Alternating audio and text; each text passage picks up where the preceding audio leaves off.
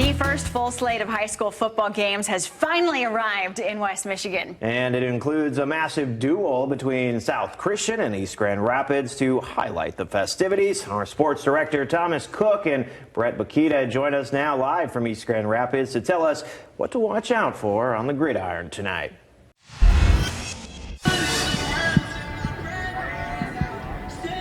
Yeah, it is great football weather. Brett Bakita with us as always for our Fox 17 Blitz previews. South Christian, East Grand Rapids. Brett, the matchup doesn't get a whole lot better than this. Two perennial teams meeting up in week 2 and really going to find out where they're at early on in the season. Yeah, Thomas, in state championship caliber programs, you look at the names that built these programs, like a George Barczewski for East Grand Rapids, then handed off to Peter Sturzma, who's now the head coach at Hope College, but played for George Barczewski as a player before he took over as a coach. Then on the other side for South Christian, Bob Blackwire institution, Danny Brown played for Bob Blackwire, now doing a great job as a state championship head coach himself. So looking forward to this. It reminds me of Penn State and Michigan, similarities with their uniforms, their colors, and just great talent on both sides. And we're going to see a good game tonight. East Grand Rapids has won 2 of the last 3, but you go back to last year winning at East Kentwood, South Christian's home field. It came down to the final seconds, and East Grand Rapids pulled it out, catapulted them to a 7-3 season. And we got 2 veteran quarterbacks, Brett, Carson Viss and Carson Thornton.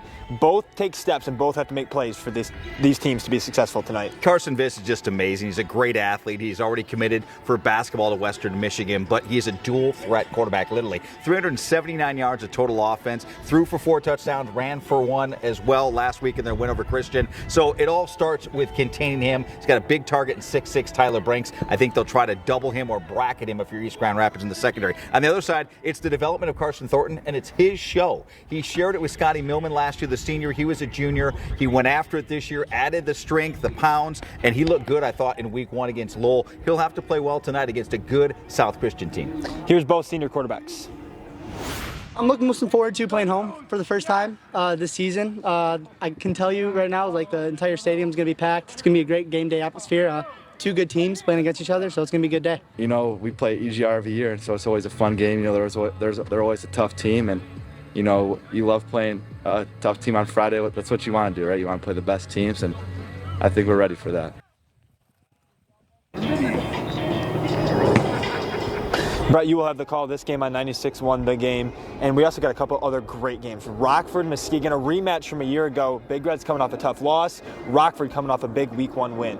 And it's not panic with any of these games, but if you win a game like this, it can really catapult you, not only as far as playoff points, but just confidence for your team. And Muskegon's coming off that tough loss last Friday night. Some people might not be aware of it because most of the games were Thursday, but they lose at home to Zeeland West. Now, they did this last year. They started 0-2, Rockford first, then Warren De La Salle, both at home. So they know what they're up against, and I kind of like Muskegon going on the road to just cut it loose with Shane Fairfield. What do you have to lose? James Young, the quarterback coming over from North Muskegon, he's obviously got to throw the football against that Rams defense. They came up with 2 big pick sixes last week to get them the victory over Cass-Tech. And another game we're watching, Byron Center and East Kentwood.